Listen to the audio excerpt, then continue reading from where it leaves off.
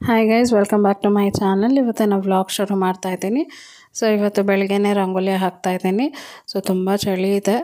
ಹಂಗೂ ನಾನು ಯೂಶ್ವಲಿ ನೈಟಿಯಲ್ಲೇ ಬಂದು ರಂಗೋಲಿ ಹಾಕ್ತಾಯಿದ್ದೆ.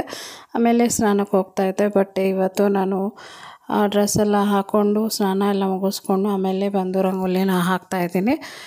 ಸೊ ಇವತ್ತಿನ ವ್ಲಾಗ್ ಶುರು ಮಾಡೋಣ. ಸೊ ರಂಗೋಲಿ ಎಲ್ಲ ಪೂರ್ತಿ ನೋಡಿ ಆಮೇಲೆ ನಾನು ವ್ಲಾಗ್ ಕಂಟಿನ್ಯೂ ಮಾಡ್ತೀನಿ.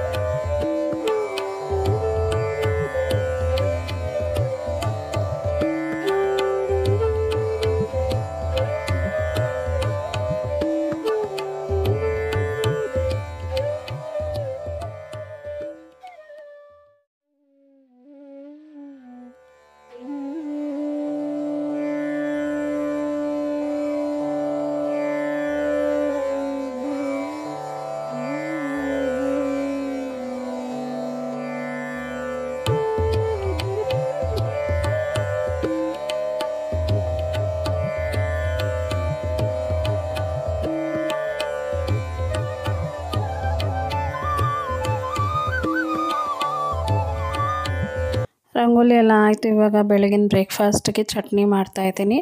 ಬೆಳ್ಳುಳ್ಳಿ, ಕಾಯಿ, ಹಸಿಮೆಣಸಿನ್ಕಾಯಿ, ಕೊತ್ತಂಬರಿ, ಕಡಲೆ ಮತ್ತು ಸ್ವಲ್ಪ ಹುಣಸೆಹಣ್ಣು ಇಷ್ಟನ್ನು ತೊಗೊಂಡಿದ್ದೀನಿ. ಕಾಯಿ ಮತ್ತು ಕಡಲೆ ಹಾಕಿ ಚಟ್ನಿ ಮಾಡೋಣ ಅಂತ. ಇಲ್ಲಿ ನಾನು ಸ್ವಲ್ಪ ಒಂದು ಈರುಳ್ಳಿ ಮತ್ತು 3 ಟೊಮೆಟೊ ಹಾಕಿ ಉಪ್ಪು ಹಾಕಿ ಟೊಮೆಟೊ ಚಟ್ನಿಗೆ ಪೇಸ್ಟ್ ಮಾಡಿ ಇಟ್ಕೊಂಡಿದ್ದೀನಿ. ಸೊ ಇವಾಗ ಇದಕ್ಕೆ ಒಗ್ಗರಣೆ ಹಾಕಬೇಕು. ಈಗ ಒಂದು ಬಾಣಲಿನ ಇಟ್ಟಿದ್ದೀನಿ. ಬಾಣಲಿಗೆ ಒಂಚೂರು ಎಣ್ಣೆ ಹಾಕಿ ಸಾಸಿವೆ ಜೀರಿಗೆನ ಹಾಕ್ಬಿಟ್ಟು ಕಡಲೆಬೇಳೆ ಹಾಕ್ತಾಯಿದ್ದೀನಿ. ಹಾಗೆ ಕರ್ಬೇವಿನ ಸೊಪ್ಪು ಇಷ್ಟನ್ನೆಲ್ಲ ಹಾಕ್ಬಿಟ್ಟು ಒಗ್ಗರಣೆಗೆ ರೆಡಿ ಮಾಡ್ಕೊತಾ ಇದ್ದೀನಿ. ಇದು ಬಂದು ಕಡಲೆ ಮತ್ತು ಕಾಯಿ ಹಾಕಿ ನಾನು ಚಟ್ನಿ ಮಾಡಿದೆ ನೋಡಿ, ಅದಕ್ಕೆ ಮಾಡ್ತಾ ಇರುವಂಥ ಒಗ್ಗರಣೆ ಇದು. ಈಗ ಒಗ್ಗರಣೆ ಎಲ್ಲ ಹಾಕ್ತಾಯಿದ್ದಂಗೆ ನಾನು ಮಿಕ್ಸಿ ಜಾರಲ್ಲೇ ಒಗ್ಗರಣೆನ ಸೇರಿಸ್ಕೊತೀನಿ. ಪಾತ್ರೆಗೇನು ಶಿಫ್ಟ್ ಮಾಡಿಲ್ಲ, ಹಾಗೆ ಒಗ್ಗರಣೆನ ಹಾಕ್ತಾಯಿದ್ದೀನಿ. ಸೊ ಒಂದೊಂದು ಸತಿ ಅದೇ ರೀತಿ ಮಾಡ್ತೀನಿ. ಸೊ ಇದಕ್ಕೆ ಮುಂಚೆ ಕೂಡ ಒಂದು ಸತಿ ಅದೇ ರೀತಿ ಮಾಡಿದ್ದೆ. ಟೈಮ್ ಇರೋದಿಲ್ಲ ನೋಡಿ, ಅಂಥ ಟೈಮಲ್ಲಿ ಈ ಥರನೇ ಮಾಡ್ತೀನಿ. ಸೊ ನೀವು ಬೇಕಾದ್ರೆ ಒಂದು ಪಾತ್ರೆಗೆ ಶಿಫ್ಟ್ ಮಾಡಿಕೊಂಡು ಆಮೇಲೆ ಒಗ್ಗರಣೆ ಸೇರಿಸ್ಕೊಳ್ಳಿ. ಸೊ ಇವಾಗ ನಾನು ಟೊಮೆಟೊ ಚಟ್ನಿಗೆ ಒಗ್ಗರಣೆನ ಹಾಕ್ತಾಯಿದ್ದೀನಿ. ಅದಕ್ಕೂ ಸೇಮ್ ಒಗ್ಗರಣೆನೇ, ಒಂಚೂರು ಎಣ್ಣೆ ಹಾಕಿ ಸಾಸಿವೆ ಜೀರಿಗೆ ಕಡಲೆಬೇಳೆ ಏನಕ್ಕೆ ಹಾಕ್ತೀನಿ ಅಂದರೆ ಅದು ತಿನ್ನಬೇಕಾದ್ರೆ ಅದು ಕ್ರಂಚಿಯಾಗಿರುತ್ತಲ್ಲ ಕಡಲೆಬೇಳೆ, ಅದು ಚೆನ್ನಾಗಿರುತ್ತೆ ಅಂದ್ಬಿಟ್ಟು ಕಡಲೆಬೇಳೆನ ಹಾಕೋದು. ನೀವು ಬೇಕಾದ್ರೆ ಉದ್ದಿನಬೇಳೆ ಕೂಡ ಸೇರಿಸ್ಕೊಳ್ಳಿ, ಒಣಗಿದ ಮೆಣಸಿನ್ಕಾಯಿ ಕೂಡ ಸೇರಿಸ್ಕೋಬೋದು. ನಾನು ಕಡಲೆಬೇಳೆ ಹಾಕಿದ ಮೇಲೆ ಕರ್ಬೇವಿನ ಸೊಪ್ಪನ್ನ ಹಾಕಿದ್ದೀನಿ. ಕರ್ಬೇವಿನ ಸೊಪ್ಪನ್ನ ಹಾಕಿ ಚೆನ್ನಾಗಿ ಒಂದು ಸತಿ ಬಾಡಿಸ್ಕೊತೀನಿ. ಈಗ ನಾನು ರುಬ್ಬಿಟ್ಕೊಂಡಿದ್ದಂಥ ಟೊಮೆಟೊ ಪೇಸ್ಟ್ ಏನಿದೆ ನೋಡಿ, ಈರುಳ್ಳಿ, ಟೊಮೆಟೊ ಮತ್ತು ಉಪ್ಪು ಹಾಕಿ ಮಾಡ್ಕೊಂಡಿದ್ದೆ, ಅದನ್ನೇ ಇದರಲ್ಲಿ ಹಾಕಿ ಮಿಕ್ಸ್ ಮಾಡ್ತಾಯಿದ್ದೀನಿ. ಇದು ತುಂಬ ಈಸಿಯಾಗಿ ಬೇಗ ಮಾಡುವಂಥ ಟೊಮೆಟೊ ಚಟ್ನಿ. ಸೊ ನಾನು ಇನ್ನೊಂದು ಥರ ಕೂಡ ಮಾಡ್ತೀನಿ. ಫಸ್ಟು ಹುರಿದ್ಬಿಟ್ಟು ಆಮೇಲೆ ಗ್ರೈಂಡ್ ಮಾಡ್ಕೊತೀನಿ. ಅದಕ್ಕೆ ಹಸಿಮೆಣಸಿನ್ಕಾಯಿ, ಕೊತ್ತಂಬರಿ ಎಲ್ಲ ಹಾಕ್ತೀನಿ. ಇದಕ್ಕೆ ನಾನೇನು ಹಾಕ್ತಾಯಿಲ್ಲ, ಸಿಂಪಲ್ಲಾಗಿ ಮಾಡೋದು. ಈಗ ಒಂಚೂರು ಖಾರದ ಪುಡಿನೂ ಹಾಕಿ ಮಿಕ್ಸ್ ಮಾಡ್ತಾಯಿದ್ದೀನಿ. ಇವಾಗ ಕುದಿ ಬರ್ತಾಯಿದೆ. ಇದನ್ನು ನೀರು ಹಾಕದೆ ಮಾಡಿದ್ರೆ ತುಂಬ ದಿವಸದ ತನಕ ಸ್ಟೋರ್ ಮಾಡ್ಬೋದು. ಸೊ ಇವಾಗ ಕೊತ್ತಂಬರಿ ಸೊಪ್ಪನ್ನ ಹಾಕ್ತಾಯಿದ್ದೀನಿ. ಕೊತ್ತಂಬರಿ ಸೊಪ್ಪನ್ನ ಹಾಕಿದ್ಮೇಲೆ ಒಂದು ಸತಿ ಮಿಕ್ಸ್ ಮಾಡಿಬಿಟ್ಟು ಕುದಿ ಬಂದಮೇಲೆ ಕ್ಲೋಸ್ ಮಾಡಿ ಇಟ್ಬಿಡ್ತೀನಿ. ನೋಡಿ ಇವಾಗ ಚೆನ್ನಾಗಿ ಕುದಿ ಬರ್ತಾಯಿದೆ. ಇವಾಗ ಕ್ಲೋಸ್ ಮಾಡಿ ಇಡ್ತೀನಿ. ನೆಕ್ಸ್ಟ್ ಇಲ್ಲಿ ದೋಸೆ ಮಾಡ್ತಾಯಿದ್ದೀನಿ. ಎಷ್ಟು ಲಂಚ್ ಬಾಕ್ಸ್ಗೆ ದೋಸೆ ಮತ್ತು ಟೊಮೆಟೊ ಚಟ್ನಿ, ಕಾಯಿ ಚಟ್ನಿ ನಾನು ಕೊಟ್ಟು ಕಳಿಸಲ್ಲ. ಸೊ ಅದು ಕ್ಲೋಸ್ ಆಗಿರುತ್ತೆ ಮತ್ತು ಬಿಸಿಯಲ್ಲಿ ಕಟ್ತೀವಿ ಬೇರೆ. ಸೊ ಕಾಯಿ ಹಾಕಿರೋದ್ರಿಂದ ಕೆಟ್ಟೋಗ್ಬಿಡುತ್ತೆ, ಹಾಗಾಗಿ ನಾನು ಯೂಶ್ವಲಿ ಕೊಟ್ಟು ಕಳಿಸಲ್ಲ.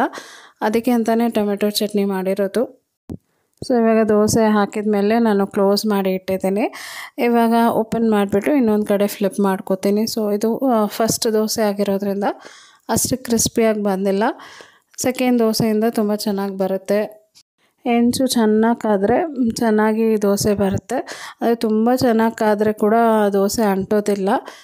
ತುಂಬ ಕಾದರೆ ನಾವೇನು ಮಾಡಬೇಕು, ನೀರು ಹಾಕ್ಬಿಟ್ಟು ಚಿಮುಕ್ಸ್ಬಿಟ್ಟು ದೋಸೆ ತವಾನ ಒರೆಸ್ಕೋತಾ ಇದ್ದರೆ ದೋಸೆನ ಹುಯ್ಬೇಕಾದ್ರೆ ಚೆನ್ನಾಗಿ ಅಂಟುತ್ತೆ ತವಾಗೆ, ಆಮೇಲೆ ಕ್ರಿಸ್ಪಿಯಾಗಿ ಬರುತ್ತೆ. ಈಗ ನಾನು ಪ್ಲೇಟಲ್ಲಿ ಸರ್ವ್ ಮಾಡಿ ತೋರಿಸ್ತೀನಿ ನೋಡಿ. ಫೈನಲಿ ಈ ರೀತಿ ಆಗಿದೆ. 2 ರೀತಿ ಚಟ್ನಿನೂ ಹಾಕ್ಬಿಟ್ಟು ಈ ರೀತಿ ಮಾಡಿದ್ದೀನಿ. ನೀವು ಟ್ರೈ ಮಾಡಿ ನೋಡ್ಬೋದು. ಸೊ ನೆಕ್ಸ್ಟ್ ನಾನು ಅದಾದಮೇಲೆ ಆ ವ್ಲಾಗು ಕಂಟಿನ್ಯೂ ಮಾಡೋಕ್ಕಾಗಿಲ್ಲ. ಸಂಜೆ ಮೇಲೆ ನಾನು ಮಾಡ್ತಾ ಇರುವಂಥ ವ್ಲಾಗ್ ಇದು. ಯಶ್ ಸ್ಕೂಲಿಂದ ಬಂದು ಊಟ ಮಾಡಿಕೊಂಡು ಒಂದು ಸ್ವಲ್ಪ ಹೊತ್ತು ಮಲ್ಕೊಂಡಿದ್ದಾನೆ. ಸೊ ನಾನು ಯೂಶ್ವಲಿ ಅವನ್ನ 7 o'clock ತನಕ ಮಲಗಿಸ್ತೀನಿ, ಯಾಕಂದರೆ ಅವನು ಓದಬೇಕಲ್ಲ.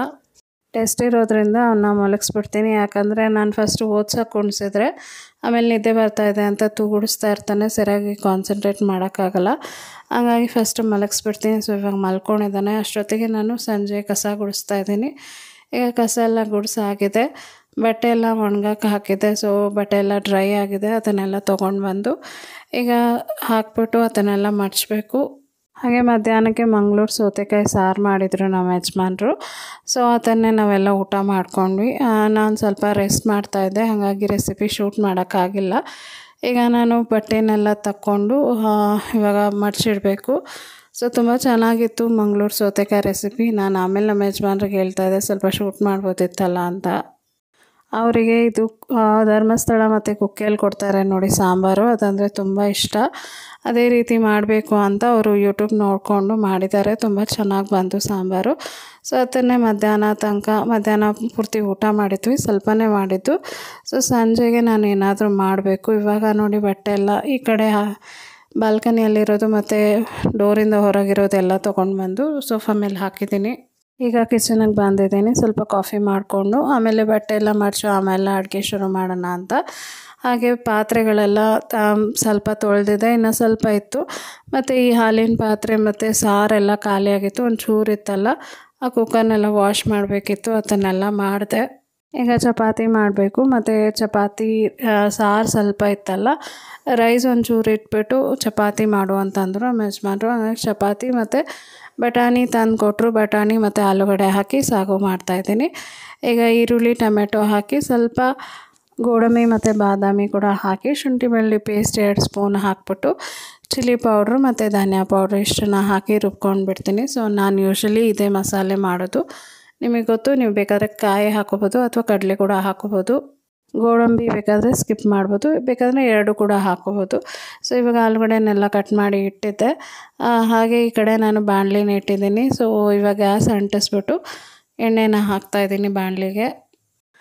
ಬೇಗ ಆಗೋವಂಥ ಸಾಗು ಅಂದರೆ ಇದೆ. ಸೊ ನಾನು ಹಾಗೆ ಸಾಯಂಕಾಲ ಅಡುಗೆ ಶುರು ಮಾಡ್ಕೊಂಡ್ಬಿಟ್ಟೆ. ಆಲ್ಮೋಸ್ಟ್ ಒಂದು 6:45 ಇದ್ದಂಗೆ ಅಡುಗೆನ ಶುರು ಮಾಡಿಕೊಂಡೆ. ಯಾಕಂದರೆ ಎಷ್ಟನ್ನ ಎಬ್ಬಿಸ್ಬಿಟ್ಟು ಆಮೇಲೆ ಓದಿಸ್ಬೇಕು, ಹಾಗಾಗಿ ಬೇಗನೆ ಅಡುಗೆ ಶುರು ಮಾಡಿಕೊಂಡೆ. ಸೊ ಈಗ ನಾನು ಜೀರಿಗೆ, ಸೋಂಪು ಮತ್ತು ಕಸೂರಿ ಮೇಥಿ ಇಷ್ಟನ್ನು ಎಣ್ಣೆಗೆ ಹಾಕ್ಕೊಂಡಿದ್ದೀನಿ. ನೀವು ಬೇಕಾದರೆ ಸಾಸಿವೆ ಜೀರಿಗೆ ಕೂಡ ಹಾಕೋಬೋದು, ಅದು ನಿಮ್ಮ ಇಷ್ಟ. ಈಗ ನಾನು ಒಂದು ಬಿರಿಯಾನಿ ಎಲೆನ ಹಾಕ್ತಾಯಿದ್ದೀನಿ. ಸೊ ಇದನ್ನೆಲ್ಲ ಹಾಕಿ ಒಂದು ಸತಿ ಚೆನ್ನಾಗಿ ಬಾಡಿಸ್ಕೊತೀನಿ. ಇದು ಬಾಡ್ತಾ ಇದ್ದಂಗೆ, ಇದು ಸ್ಟೀಲ್ ಕಡಾಯಿ ಆಗಿರೋದ್ರಿಂದ ಬೇಗ ಸೀದೋಗುತ್ತೆ. ಹಾಗಾಗಿ ನಾನು ಜಾಸ್ತಿ ಫ್ರೈ ಮಾಡೋಕ್ಕೆ ಹೋಗಲ್ಲ ಮತ್ತು ಬೇಗ ಮಸಾಲೆನೆಲ್ಲ ಹಾಕ್ಬಿಡ್ತೀನಿ. ಈಗ ನೋಡಿ ಆಲೂಗಡ್ಡೆ ಮತ್ತು ಬಟಾಣಿನ ಹಾಕಿ ಫ್ರೈ ಮಾಡ್ತಾಯಿದ್ದೀನಿ. ಬಟಾಣಿ ತುಂಬ ಹೆಲ್ತಿಗೆ ಒಳ್ಳೆಯದು. ಬಟಾಣಿಯಲ್ಲಿ ತುಂಬ ಪ್ರೋಟೀನ್ ಅಂಶ ಇದೆ. ಎಷ್ಟು ಗ್ರಾಮ್ ಅಂತ ನನಗೆ ಎಕ್ಸಾಕ್ಟಾಗಿ ಗೊತ್ತಿಲ್ಲ, ಬಟ್ ನಾನು ಎಲ್ಲೋ ನೋಡ್ದಂಗೆ ಬಟಾಣಿಯಲ್ಲಿ ತುಂಬ ಪ್ರೋಟೀನ್ಸ್ ಇದೆ. 8 ಗ್ರಾಮ್ಸ್ ಪ್ರೋಟೀನ್ಸ್ ಏನೋ ಇದೆ ಪರ್ 100 ಗ್ರಾಮ್ ಅಂತ ಏನೋ ಓದ್ದಂಗೆ ನೆನಪು. ಸೊ ಎಕ್ಸಾಕ್ಟ್ಲಿ ನನಗೆ ಗೊತ್ತಿಲ್ಲ, ಬೇಕಾದರೆ ನೀವು ಗೂಗಲ್ ಮಾಡ್ಕೋಬೋದು. ಆಲೂಗಡ್ಡೆ ಬಟಾಣಿ ಎಲ್ಲ ಹಾಕಿದ್ಮೇಲೆ ಒಂಚೂರು ಉಪ್ಪು ಹಾಕಿ ಖಾರದ ಪುಡಿ ಕೂಡ ಹಾಕಿದ್ದೀನಿ. ಸೊ ನಾನು ಬಟಾಣಿಯಲ್ಲಿ ಪ್ರೋಟೀನ್ಸ್ ಜಾಸ್ತಿ ಇದೆ ಅಂತ ಗೊತ್ತಾಗಿದ್ದರಿಂದ ನಾನು ಸ್ವಲ್ಪ ಜಾಸ್ತಿನೇ ಮಾಡ್ತಾಯಿದ್ದೀನಿ ಬಟಾಣಿನ. ಆಲೂಗಡ್ಡೆ ನೀವು ಬೇಕಾದ್ರೆ ಸ್ಕಿಪ್ ಮಾಡ್ಬೋದು, ಬಟ್ ಆಲೂಗಡ್ಡೆ ಇದ್ದರೆ ಚೆನ್ನಾಗಿರುತ್ತೆ ಅಂದ್ಬಿಟ್ಟು ನಾನು ಆಲೂಗಡ್ಡೆ ಆ್ಯಡ್ ಮಾಡ್ತೀನಿ. ಮತ್ತು ಸ್ಪೆಷಲಿ ಯಶ್ಗೆ ಆಲೂಗಡ್ಡೆ ಅಂದರೆ ತುಂಬ ಇಷ್ಟ, ಹಾಗಾಗಿ ನಾನು ಜಾಸ್ತಿ ಆಲೂಗಡ್ಡೆ ಆ್ಯಡ್ ಮಾಡೋದು. ಇಲ್ಲ ಅಂತಂದರೆ ಅವನು ಒಂದೊಂದು ಸತಿ ತಿನ್ನೋದೇ ಇಲ್ಲ. ಹಾಗಾಗಿ ಆಲೂಗಡ್ಡೆ ಇದ್ದರೆ ಅಟ್ಲೀಸ್ಟ್ ತಿಂತಾನೆ ಅಂದ್ಬಿಟ್ಟು ನಾನು ಎಲ್ಲದರಲ್ಲೂ ಆಲೂಗಡ್ಡೆ 1 ಆದರೂ 2 ಹಾಕ್ತೀನಿ. ಸೊ ಇವಾಗ ಎಲ್ಲ ಫ್ರೈ ಮಾಡಿದ್ದೆ. ಒಂದು ಸ್ವಲ್ಪ ಹೊತ್ತು ಕುಕ್ಕಾಗಿ ಕ್ಲೋಸ್ ಮಾಡಿ ಇಟ್ಟಿದ್ದೀನಿ. ಸೊ ಇವಾಗ ನಾನು ನೀರು ಹಾಕ್ದೇ ಕುಕ್ ಮಾಡಿದ್ದೀನಿ. ಇವಾಗ ನೋಡಿ ನಾನು ಮಸಾಲೆ ಏನು ರುಬ್ಬಿಟ್ಕೊಂಡಿದ್ದೆ ಅದನ್ನು ಇದರಲ್ಲಿ ಸೇರಿಸ್ತಾ ಇದ್ದೀನಿ. ಬಟಾಣಿ ಬೇಗ ಬೇಯುತ್ತೆ, ಬಟ್ ಆಲೂಗಡ್ಡೆ ಸ್ವಲ್ಪ ಟೈಮ್ ತೊಗೊಳುತ್ತೆ. ಇಲ್ಲಿ ಬೆಂದಿತ್ತು ಆಲೂಗಡ್ಡೆ, ಸುಮಾರು ಒಂದು 80% ಅಷ್ಟು ಬೆಂದಿತ್ತು. ಸೊ ಇವಾಗ ಮಸಾಲೆ ಹಾಕ್ಬಿಟ್ಟು ಇನ್ನೂ ಸ್ವಲ್ಪ ಹೊತ್ತು ಬೇಯಿಸ್ತೀನಿ. ಸೊ ಆವಾಗ ಕಂಪ್ಲೀಟಾಗಿ ಬೇಯುತ್ತೆ.